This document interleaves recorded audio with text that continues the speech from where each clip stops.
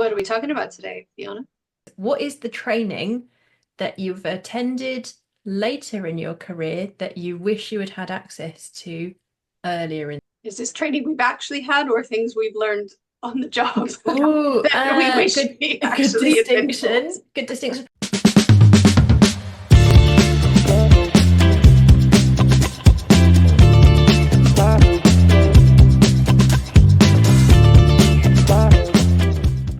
But the example that made me think of this question was an actual training that I accidentally attended, which wasn't really for me, but it was so helpful. I was like, all the managers should have this.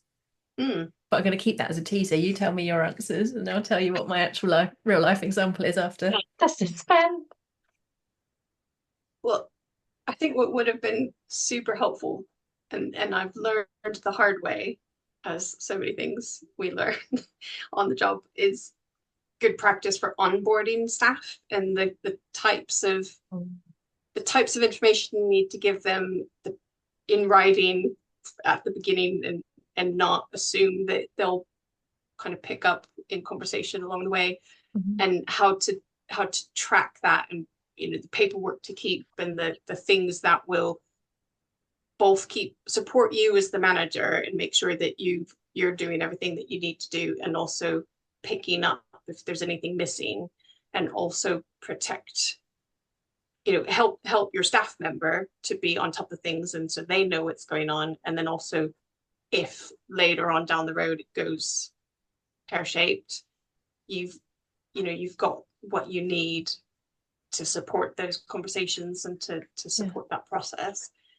um that's bits I've picked up along the way, the last 10-15 years, that had I known some of those things when I started, I think life would have been a lot more productive, and some of those relationships would have maybe gone smoother and outcomes be different. But You know how you have to do manual handling training before you're allowed to lift heavy boxes, or you have to do fire safety training and data protection, or data protection training is a good one before you're allowed near the student record systems. Why are we allowed to manage people having to do any training? There should be a mandatory, at least a mandatory online slideshow thing you can click through and pass a quiz on at the end. But the training I was going to say that I wish I'd had earlier is a real training that I had not very long ago, um, which was on supporting neurodivergent students. Mm. And for me, it was hugely helpful for supporting applicants in my case, yes. But you know what? Staff. For Mhm. me, it was just people generally. And it really helped some thinking I'd already started doing about colleagues I'd worked with and things and techniques and strategies I tried. You pick up bits and bobs over time about different ways of supporting colleagues, different ways of communicating with people. For me, it was like this would have made dealing with neurodivergent colleagues so much easier had I been equipped with this 10 years ago. What was particularly good about this particular training was that the person leading it had narratives, stories, testimony from students at the institution. So it wasn't just a theoretical lecture. It was this is them saying what works for them and what they find difficult about navigating the higher education space, and that was really powerful. And I took that into my management leadership practice just as much as I went and took it into us talking about the comms and how we communicate with our applicants. Hmm.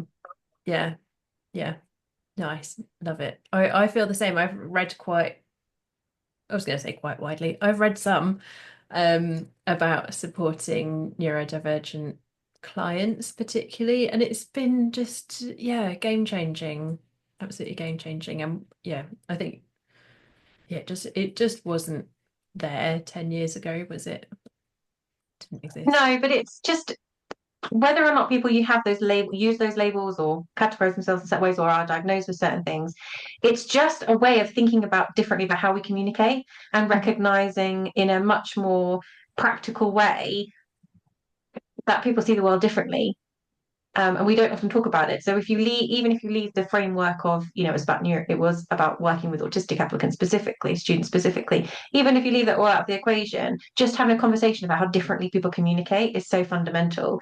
And something like we work in these highly language heavy, communication heavy environments, and actually don't spend time thinking about how best to do that. We talk about plain English, or about, what the brand voice is for the institution, but we don't actually sit there and talk about why please do not hesitate to contact me if you have any questions is not a helpful thing to put at the end of an email, because it makes people hesitate to contact you should they have any questions.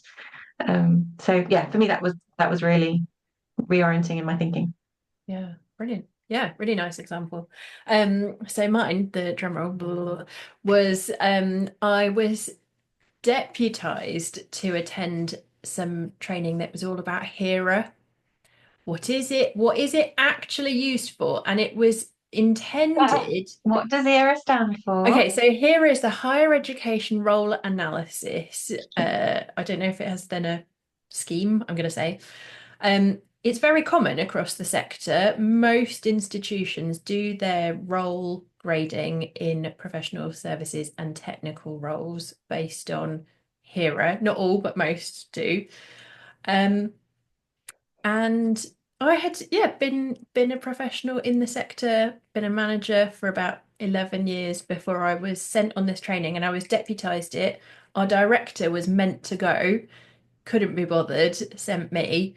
The reason the director was meant to go is because it was aimed at equipping the directors and the members of staff who would be sitting on the regrading panels. It was intended to help them to be able to adequately assess whether roles ought to be regraded or not, because that decision is not made by the HR professionals who are qualified in how to do HERA assessments.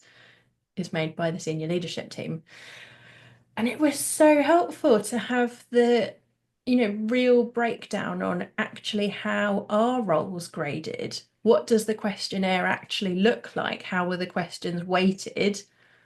And then I came back to the directorate and completely rewrote how we structure our job descriptions, how we go through recruitment processes, so that we could then make sure that any job description that went to HR for grading automatically went through at the grade that we wanted it to go through at, because we actually understood the game we were trying to play. It was game changing.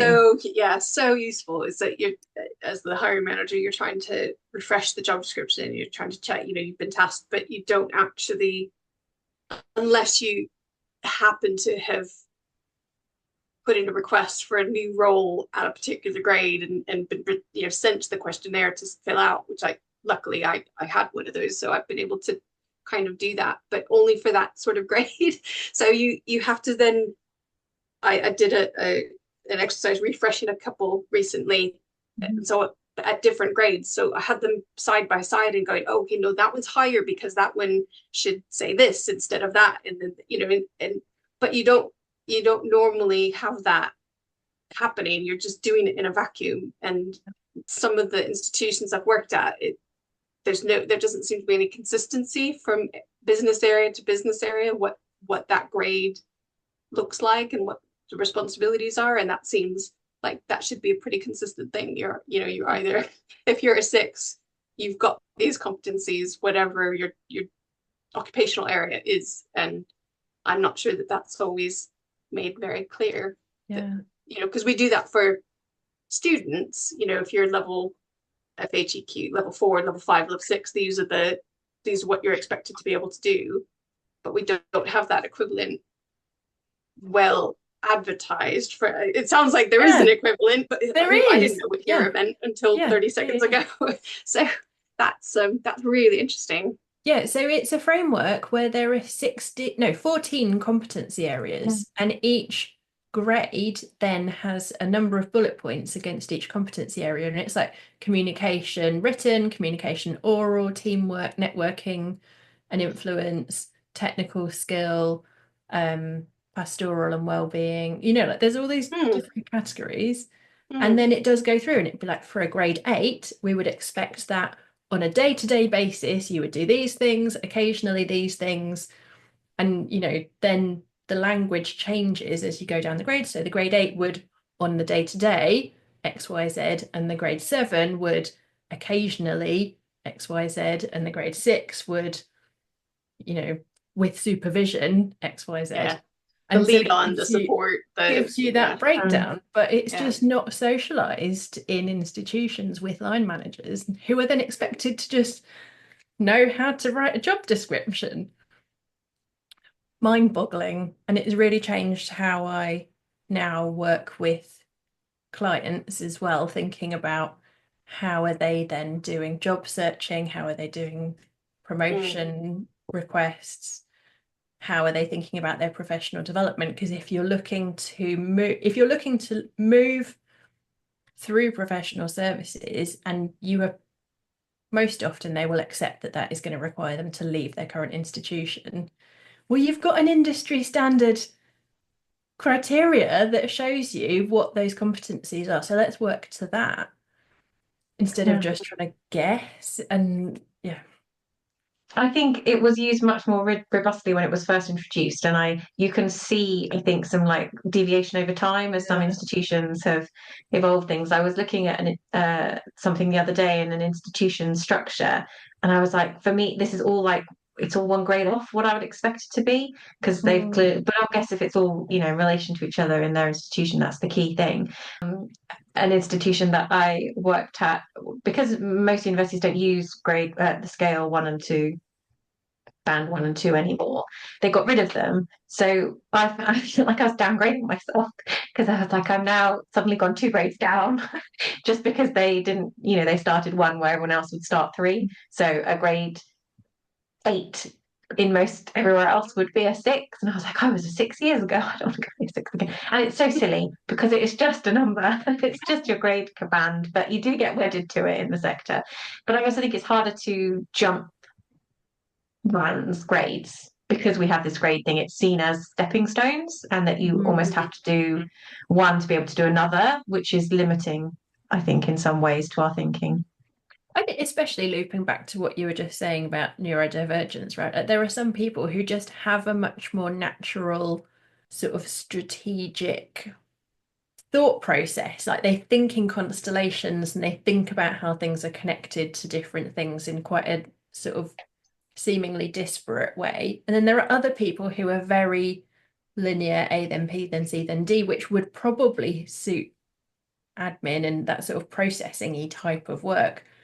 But these things are so stratified across the hierarchy. I just think it's a crying shame, because if you're just not cut out for admin, you can't progress until you've like put in your time as a grade 4 admin assistant or whatever it is. And it just, the whole thing, we need to rip it all up and well, give it a and shake just out. because you're a super doer doesn't mean we make that person the manager because they're great and they know everything else. That doesn't necessarily mean those skill sets are the same.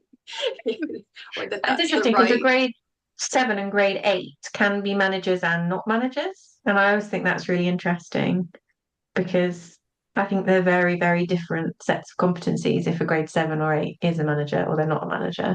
And I wonder how, in an environment where you can't go really beyond that without management responsibility, how that necessarily works. Yeah, unless you take the academic track and then move across. Yeah. Like a slow blink. I enjoyed that slow blink, Rachel. Yes. Yeah. You can avoid line of management responsibility if you go up the academic track. Yes. All right. Well, thanks very much. I think those were really good trainings, and we should be championing people who are more junior in their careers to have access to those types of training earlier, because they certainly would have helped. So thanks for tuning in. We'll see you next time.